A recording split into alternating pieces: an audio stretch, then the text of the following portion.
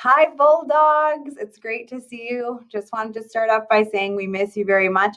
We hope you're all doing really well. Thank you very much for joining this edition of Study Skills 101 TD Baker presentation to help you work on your study skills in the time where regularly you would be writing exams. So in place of exams, we thought what a great opportunity to give students a chance to learn about themselves as learners and develop effective study skills. So gone are the days of studying and cramming for 6 hours before an exam. We know that that is not the way to study. Research tells us there are better ways to do it. So lucky you, we are going to talk to you about those study tips. So just to get you started here, we want you to study less, but we want you to study smarter. So let's move on to the next slide and get us started. There are 6 researched and evidence-based study skills that we want you to know about to maximize your study time.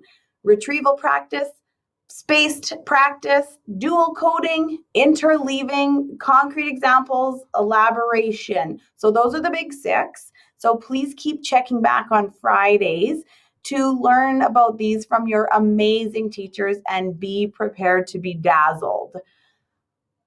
Learn about yourself as a learner, figure out what works for you. We know that these skills aren't for everybody and that not every strategy is going to work for every single student. So figure out what works for you. This is a time to learn about yourself as a learner.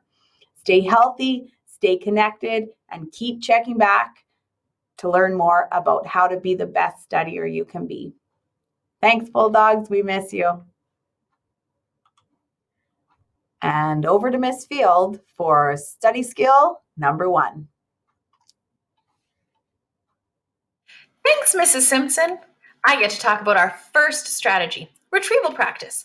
Now, the word retrieval has that root retrieve or to get. And the whole point of retrieval practice is actually to retrieve the information we've read or we've heard after we've read it or heard it. We need to wait a little bit, wait till our brain has forgotten it a little bit, and then make it work really hard to retrieve that information.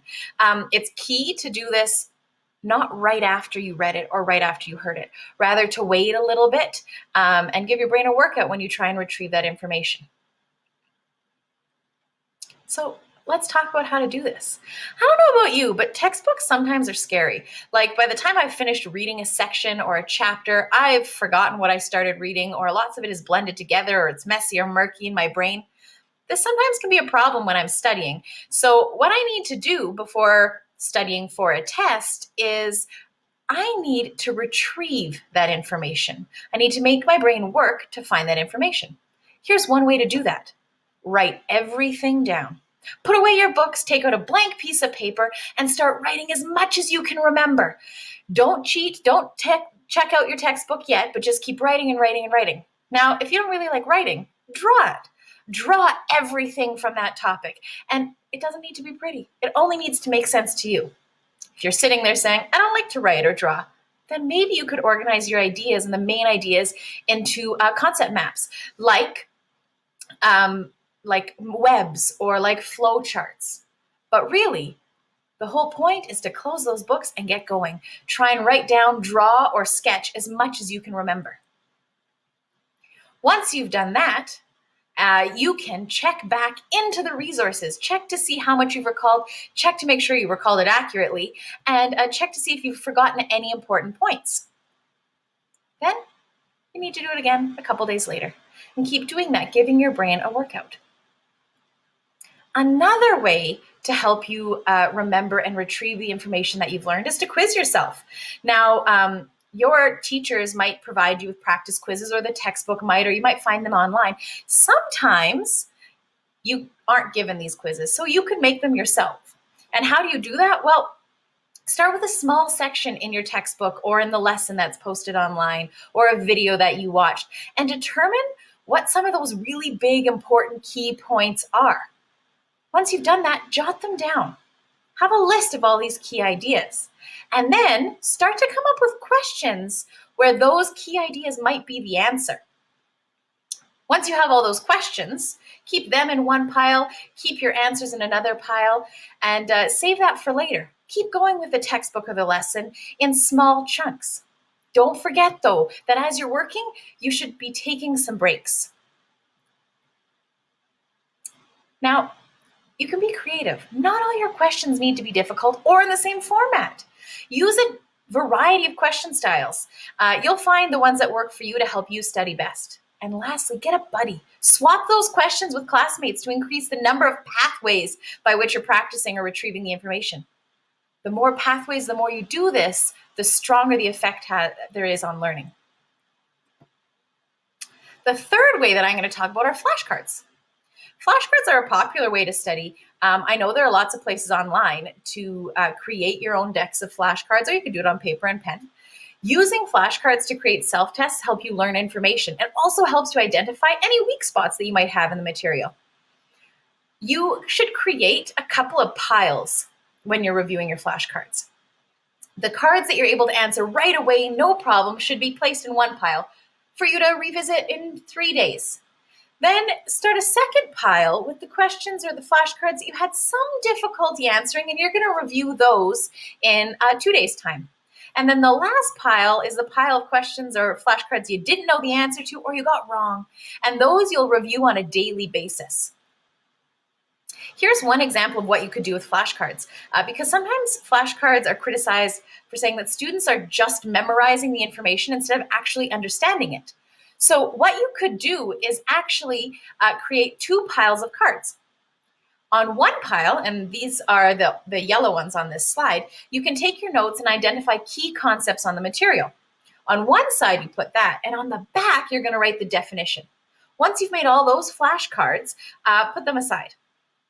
Next, you're going to make another stack of flashcards, maybe in a different color or on a different color piece of paper, and you're going to use different words or different instructions to describe your concept or your idea. You might have an instruction like, describe a movie or television scene that depicts this concept, or describe how an animal might portray this concept, or describe this concept without using any keywords written on the flashcard. Maybe the instruction is going to be to draw this concept or give a real life example of this concept. Maybe the instruction is going to be, how would you explain this to a child or someone who's never heard it before? What's the opposite of this concept? What situation in your life has depicted this concept? Why is knowledge of this useful to you? Once you have these 2 piles of the concept and the big idea with the definition on the back and the pile with all of the instructions, you have 2 piles that are going to help you study. What you're going to do then is you're going to shuffle both stacks. You're going to keep all the, in this case, yellow ones together and all the green ones together. And you're going to pull 1 card from each stack. For example, you might pull extinction, and the instruction is to draw the concept. So you're going to draw what extinction is. Limited hold, maybe the instruction is, why is knowledge of this concept useful to you? So what happens after you've practiced retrieval? Well, the purpose of retrieving the process of retrieving makes the information more retrievable later. The more we do it, the easier it is to us. For example, with this whole online learning thing, I've been learning some keyboard shortcuts. And the first time that I Googled how to do it, I needed to follow step by step. And each time I tried to do more and more without going back to find those shortcuts. And now it's just second nature. I remember the shortcuts. We don't want to memorize these definition words. We want to make sure we recall the main ideas and concepts. We want to know how things are related or different. We want to know how this concept is applied, and we want to know what examples we can come up with. So let's recap.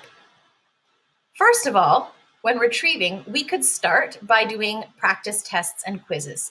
And maybe they're given to us by teachers or they're found online or in the textbooks. And if they're not, we can make our own. Next, we can use flashcards. These flashcards can be made on paper or online websites. And I provided you with a couple of examples on how to do this. Maybe you have a simple flashcard and you're sharing with a friend, or maybe you have 2 piles with different instructions, so you're not just memorizing the idea and the definition. And the third way that we talked about in information retrieval is writing and drawing everything that you remember from the topic, putting away those textbooks and just going from memory. remember that you could study with friends. Buddies are a great tool. Share your tests and quizzes, share your flashcards, discuss what you remember from the topic. So now that you're done practicing retrieval, what do? Well, after, it's best to check the book and the notes and make sure you did everything and remembered everything correctly and you retrieve that information correctly. This process corrects any misunderstandings and gives you feedback about what you know and what you don't yet know. Then, a little bit later, practice retrieving the same information again. And as you do it more and more, it gets easier and easier. So, sounds easy, but it can be hard. Don't give up. If you're struggling, review those notes in your book and keep trying to retrieve the information on your own. You're going to work your way up to the point where it's easy peasy. It's going to pay off in the long run. Thanks for being part of this with me. Don't forget to check out your option classes next Friday, where strategy 2 and 3 are going to be posted with Miss Haloyan and Miss Stefanich. Have a great day.